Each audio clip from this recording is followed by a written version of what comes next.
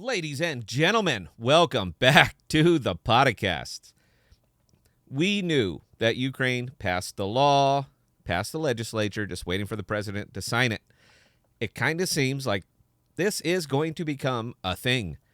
Ukraine estimates that by the start of 2023, digital currencies will become mainstream in Ukraine. They visited Silicon Valley to see how it all works. They visited El Salvador to find out how they implemented it.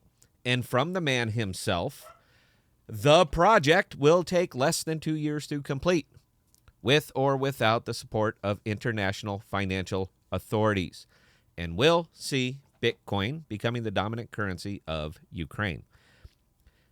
Everything else in this entire video is points from articles and counterpoints from me. I love having folks watch my videos, but if you just want to know how high, how fast for AMP, this isn't the one. I'm just forewarning you. Now, normally, this news would cause a ruckus, and I am using the word ruckus. Crypto moves on rumors, and it sells on news. But this is big news.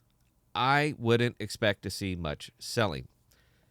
However, and there's always a however, there are very strong forces lining up against this.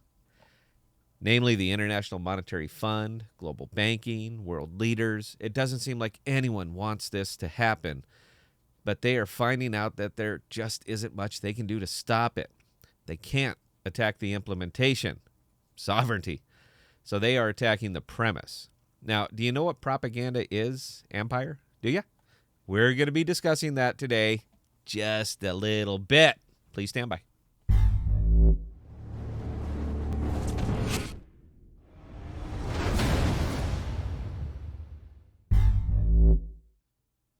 Cryptocurrency is a-coming, folks, and there really is no stopping it. The harder they push against it, the harder crypto pushes back. Now, people not involved in cryptocurrency think you are silly and ignorant. If you have been into alternative currencies for any length of time, you have had a reasonable and rational discussion with someone who doesn't understand it. It almost always falls back to the same tired arguments. It's not tangible. You can't hold it. You can't spend it. It's not real. Now, this is usually coming from the same person who owns legacy stock, but has never held a stock certificate in their hand. I own legacy stock. I have never touched a stock certificate. I'm just pointing out the irony here. El Salvador is already on board with crypto. Now, I read the boring stuff, so you don't have to, and you know what? You're welcome. I promise I will give fair time to what is written. And I don't embellish because I don't need to. My last couple of dailies, I talked a bit about what is being written about El Salvador, but it seems relevant again due to the timing.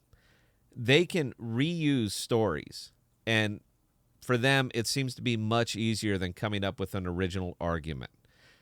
What they are writing about El Salvador, they will be writing about Ukraine and Panama and anybody else who begins implementation. From Yahoo Finance, economist Daniel Munavar said that a worrying dynamic will commence, where El Salvador will experience a constant outflow of U.S. dollars and constant inflow of Bitcoin. Now, Daniel doesn't like that. He doesn't like that at all, because many Salvadorans are in a level of poverty that can't absorb that kind of Bitcoin volatility, leading to a common disposition to cash out their Bitcoin immediately for U.S. dollars. Now, I think it must be nice to be able to speak for an entire country, Daniel. But let's get to the really real. If the Salvadoran government has a fiscal regime that facilitates money laundering, then global finance will not want to deal with them. The IMF cannot be seen to be irresponsibly exposing public resources of a global institution to the economic gamble that is unfolding in El Salvador. That's what he said. Money laundering. Bitcoin can be used for money laundering. Therefore, El Salvador is money laundering. And if they do that, the IMF won't deal with them. That's what Daniel said. The news for you, this Ukraine news is huge. I only mentioned the Yahoo Finance hit piece because you will be hearing it again very soon. And I want this time and date stamped. So when you hear the same story 3 months from now, 6 months from now, or a year from now with the same reasoning, it won't be a surprise. The news is huge because of the ramifications for privacy, sovereignty, and maybe for Flexa. Ukraine did visit El Salvador. This is fact. And Flexa is in El Salvador. Also fact. But there is no guarantee that they go with Flexa or Lightning.